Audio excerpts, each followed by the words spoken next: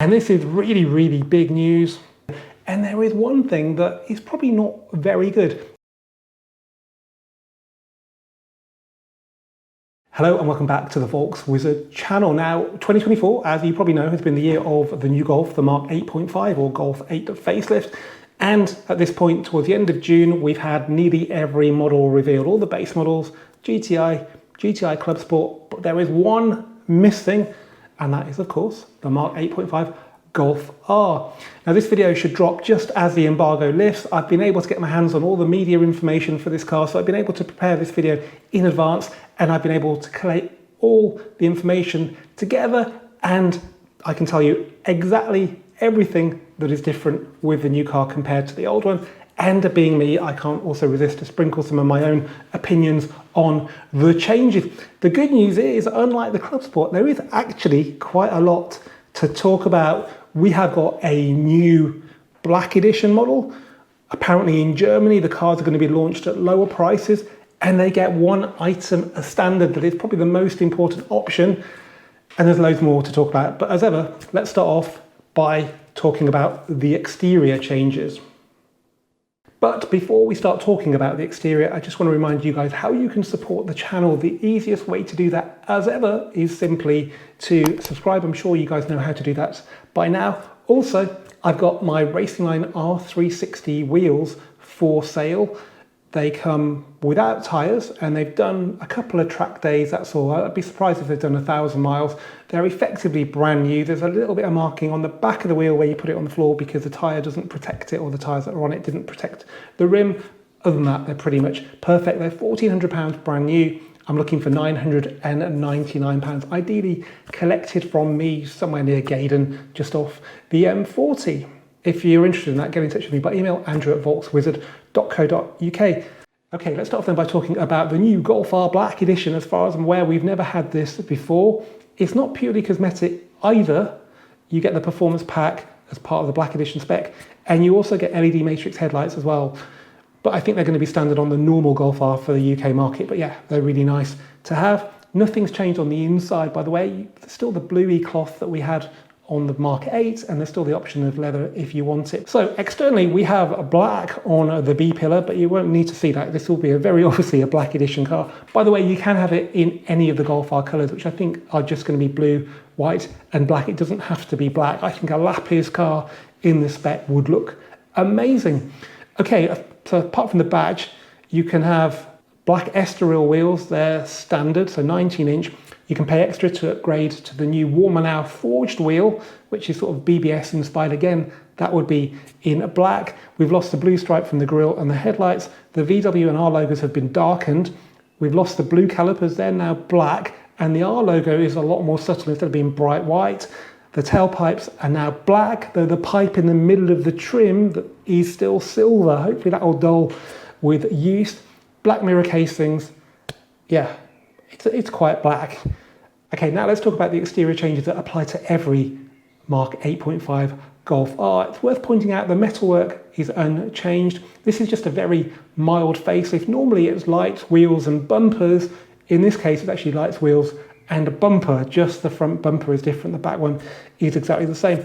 Let's talk about the wheels then. So just like with the Clubsport, the previous standard wheel is standard again. Disappointing, but yeah, we've got some decent options. 18-inch Jerez standard. If you go for the performance pack, you get diamond cut 19-inch Estorils. We've got a new optional wheel called the 19-inch Warmer Now, which I mentioned with regards to the Black Edition. On the base car, you can have this in diamond cut or black. By the way, Warmer Now is the part of Wolfsburg where our division are based. So now you know. These are 8 kilograms in weight. That makes them 20% lighter than a cast wheel, presumably the Estoril. Their design is such that there's not an awful lot of metalwork there. They're actually 71% open, so only 29% of the face is actually made up with metal. That helps the cooling of the brakes. But how durable these wheels are going to be on our roads, we shall see. I bet they're going to be quite expensive to replace.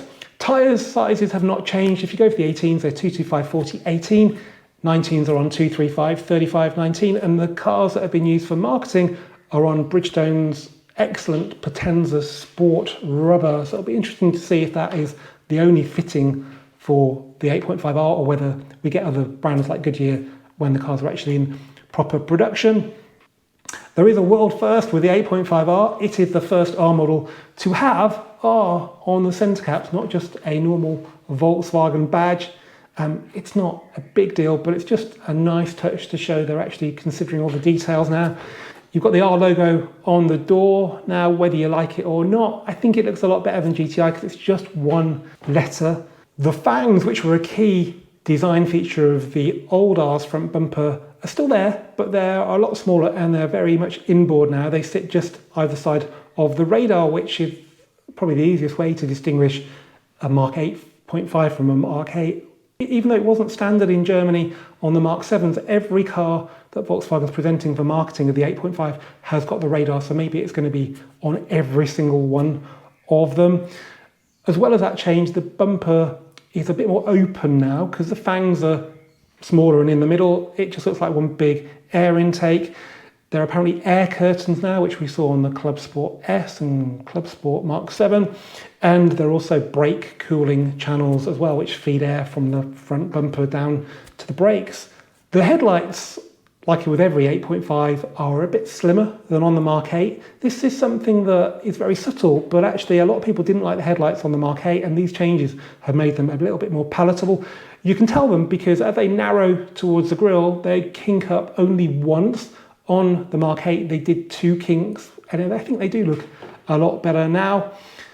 As I said, with the Black Edition, LED matrix headlights are optional in most markets, but I think we're going to get them as standard in the UK. Let's hope so. And with these, you get the illuminated VW badge, and you get 15% more range on main beam. So a little detail. I mean, I bet you that's the same on the Clubsport, come to think of it, but they didn't say that in the publicity. At the back, again, the optional IQ rear lights, hopefully standard for the UK, have got 3 different welcome and goodbye effects, which you can program via the infotainment system, very much like Audis have been doing for ages.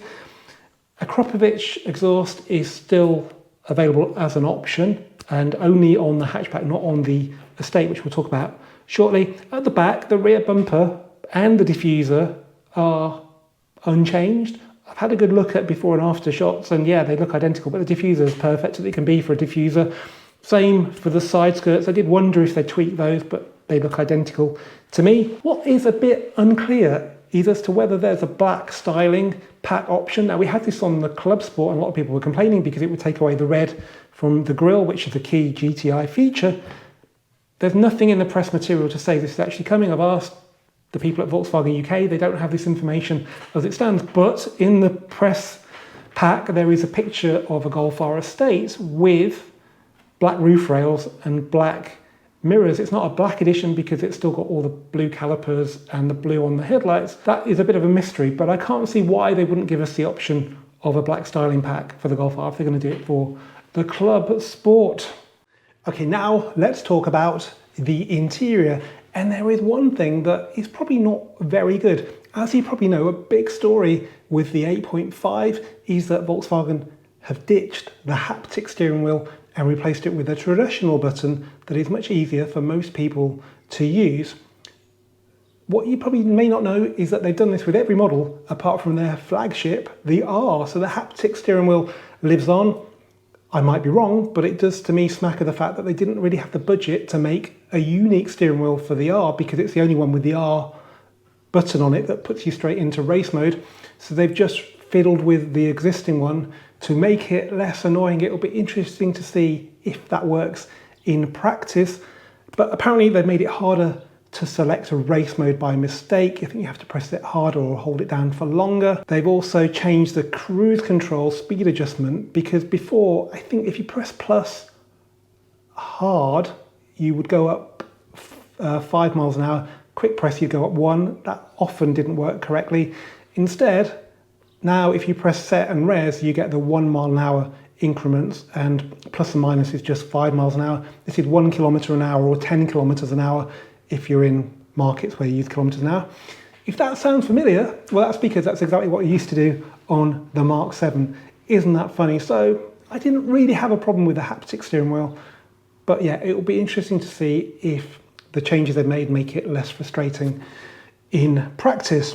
They've also kept the same interior trim option. So as standard, we get the blue trim that's very similar to the R-Line fabric, just in blue, and Napa leather with carbon highlights is a factory option, just like it was before. What's new for the 8.5R is the option of genuine carbon fiber, which I think was standard in the R20 years, and to my eyes, they didn't look very convincing at all. We've also got a new version of voice control called the IDA Voice Assistant. That voice control in the Mark 8 was pretty good. You could tell it to send the temperature higher or lower and a few other things, but you couldn't tell it to change the driving modes, and that's really, really useful. You can now with IDA. Also, IDA connects to ChatGPT, and it says you can use the potential of artificial intelligence to answer all conceivable general knowledge questions. First one I'll ask is, why is the Golf R only available in 3 colours? As I'm sure you're aware, the Golf 8.5, all derivatives benefit from the new infotainment system, so new hardware and software. It's definitely a big upgrade when it comes to functionality. It works really well. It's a bigger screen, so there's more things on there. You don't have to find stuff in the menu because you can set them as shortcuts. It's brilliant. I know though from the comments that a lot of you guys don't like the way it's just been slapped on the dash, and I can understand that from an aesthetic perspective, but it's important to remember these things produce a lot of heat, and if you want them to work well, they have to process a lot of data, and that makes a lot of heat, and having it sat out from the dash moulding means that it gets the benefit of the air conditioning in the car and it can run faster. The sliders, which were famously not illuminated in the Mark 8, are now illuminated, hurrah, and they've been tweaked to be nicer to use. Obviously, I'd love to spend some time with the car and test all this. I've driven the new Passat and the new Tiguan with this system, and I couldn't really fault it, but these are just brief test drives.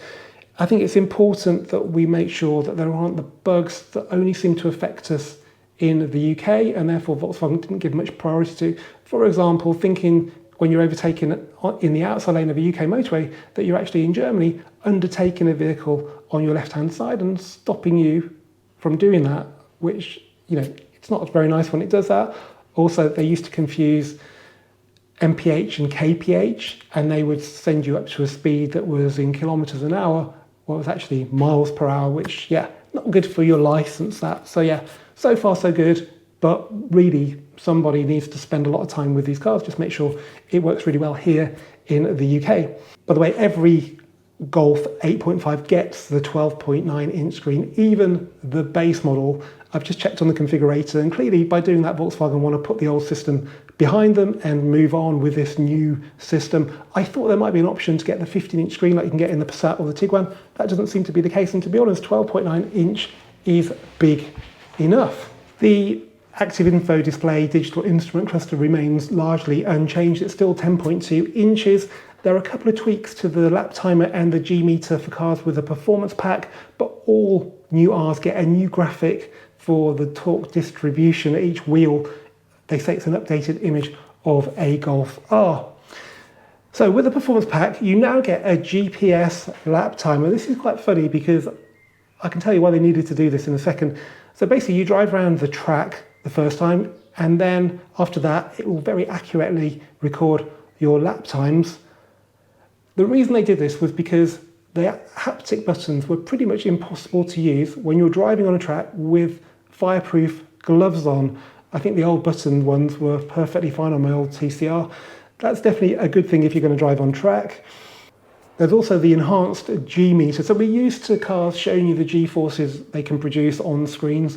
Well, the new 8.5R has a G force meter that will record the G force during a launch, or when accelerating from 80 to 120 kilometers an hour, or your quarter mile G-force as well. I thought this was timing. That'd be really nice for it to time you, but I think it's just saying that it's going to record the G-force. It's really confusing because it says there is now a traffic light start on the screen, and you have to accelerate exactly as it goes to green, just like you would do in a Formula One car. Yeah, it probably sounds like a bit of a gimmick, but definitely the GPS lap timer, that's a good move. The wireless charging port now has got a fan in it to stop overheating or to reduce the risk of overheating. The center console is now piano black, as it was towards the end of the Mark 8 production. Okay, now let's talk about the technical changes to the new Golf R. And unlike with the 8.5 Clubsport, there is actually quite a lot to talk about. Starting with the power. We have more, which is never a bad thing. It's only 13 horsepower more now. So it goes up from 320 to 333, which may sound familiar. Yep, it's exactly what we had in the Mark 8R 20 years. And we've got exactly the same 420 Newton meters of torque. And that brings the 0 to 62 time down from 4.7 to 4.6 for the hatch and from 4.9 to 4.8 for the estate, so 0.1 of a second quicker. This all sounds a bit silly though, doesn't it? Because we know the Mark 8 was dynoing at over 340, and we know that people like Carwow have managed to record 0 to 62 times in the low fours. I think basically we've now got the Golf R 20 years drivetrain, because as well as its power output, we've also got the feature that they've boasted about when that car came out, about how the turbocharger is kept spinning and how the throttle valve is left open to increase the response of the car, basically a form of anti-lag, I think they called it. You can also start the engine up with higher speeds. So it says if you press the start button without brake operation for at least 1.5 seconds and then start the engine by pressing the brake pedal, the starting speed briefly automatically increases to 2,500 RPM, and this mode is underlined by an acoustic statement, a deep burbling sound. So yeah, if you want to annoy your neighbours, now you know what to do. Apparently the gearbox is exactly the same as it was, and that was pretty hard to fault. We've still got the full manual mode for performance pack cars when you're in special mode, the Nürburgring mode and drift mode. That's a really nice feature, that is actually. But the big news, and the thing that gets me really excited, is that for the German market, possibly for others, dynamic chassis control, DCC, is now standard. It's really, really important. And I still remember my email to Tom, who used to work at Volkswagen, where I asked him, so the ring mode now comes with the performance pack, and the key part of the ring mode is what setting the dampers are in. But if you don't spec DCC, you don't get the dampers changing. So how can that be ring mode? So you can have ring mode on the Mark 8 without the dampers, which really isn't ring mode. Well, they've fixed that inconvenient problem now by giving you DCC. And yeah, apparently the cars are going to be cheaper in Germany. Hopefully that'll be reflected here in the UK. Although one caveat to that is that they've been going up in price steadily since 2020. So yeah, whether it's still going to be affordable, I do not know. And this is really, really big news. Eco mode is back. I remember this was on the Mark 7s, not 7.5, and then it vanished. It's back with the 8.5. It's actually quite handy if you're running out of petrol. So that gives us now 7 modes if you have performance packs. So we have Eco, Comfort, Sport, Race, Individual, Special, and Drift. Yeah, Drift is still there. Of course, we'll talk about that shortly. Comfort mode has been modified to make it a little bit sportier, so they've kept the revs up 100 RPM when it shifts up. Brilliant. Apparently the exhaust sound has been generally further developed, whether it's stock or the Akrapovic. They can't make them louder because they've got drive-by noise regulations, but they can make them sound better. So yeah, can't be bad. I do like the fact that the sound actuator makes sure that the engine has an even rougher sound. Yeah, you said it, Volkswagen. I'm still not a big fan of sound actuators.